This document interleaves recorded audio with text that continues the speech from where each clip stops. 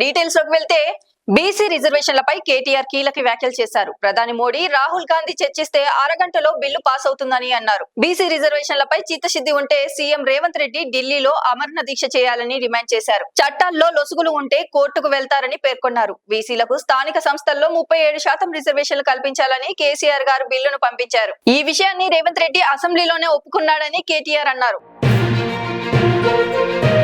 అలాగే ఇంకొక మాట కూడా నేను అడుగుతా ఉన్నా అధ్యక్ష. ఎస్, రాహుల్ గాంధీ గారు ఒక నినాదం ఇచ్చారు అధ్యక్ష. జిత్నా ఆబాది ఉత్నా హక్, జిత్నీ బాగేదారి ఉత్నీ ఇస్సేదారి. మంచి మాట అధ్యక్ష, మంచి మాట, మంచి ఆలోచన, డెఫినెట్లీ ఆచరణీయం, అనుసరణీయం, తప్పకుండా సాధించాలి. కానీ నేను అడుగుతా ఉన్నా అధ్యక్ష, రాహుల్ గాంధీ గారు ఇవాళ ఓట్ చోరీ గురించి దేశం అంతా మాట్లాడుతున్నారు. మరి 42% రిజర్వేషన్ విషయంలో ఇక్కడ జరిగిన ప్రయత్నాన్ని ఎందుకు వారు పార్లమెంట్ లో లేవనెత్తుతలేరు? కాంగ్రెస్ పార్టీకి 100 మంది ఎంపీలు ఉన్నారు అక్కడ. మీరు ఎందుకు గట్టిగా పట్టుబడతలేరు? పార్లమెంట్ లో 42% మీద అక్కడ కదా జరగాల్సింది చర్చ, అక్కడ కదా జరగాల్సింది రాజ్యాంగ సవరణ. అక్కడ చేయాల్సిన ప్రయత్నం చేయకుండా ఇక్కడ ఎంత చేస్తే కంఠశోష తప్ప ఏమొస్తుంది అధ్యక్ష?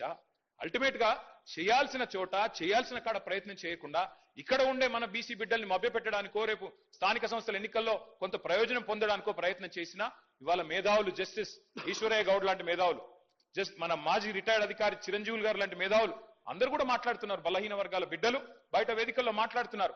రాజ్యాంగ సవరణ చేయాలని చెప్పి కోరుతా ఉన్నారు. అలాగే ఇంకొక మాట కూడా నేను అడుగుతా ఉన్నా అధ్యక్ష. ఎస్, రాహుల్ గాంధీ గారు ఒక నినాదం ఇచ్చారు అధ్యక్ష. జిత్నా ఆబాది ఉత్నా హక్, జిత్నీ బాగేదారి ఉత్నీ ఇస్సేదారి. మంచి మాట అధ్యక్ష, మంచి మాట, మంచి ఆలోచన, డెఫినెట్లీ ఆచరణీయం, అనుసరణీయం, తప్పకుండా సాధించాలి. కానీ నేను అడుగుతా ఉన్నా అధ్యక్ష, రాహుల్ గాంధీ గారు ఇవాళ ఓట్ చోరీ గురించి దేశం అంతా మాట్లాడుతున్నారు. మరి 42% రిజర్వేషన్ విషయంలో ఇక్కడ జరిగిన ప్రయత్నాన్ని ఎందుకు వారు పార్లమెంట్ లో లేవనెత్తుతలేరు?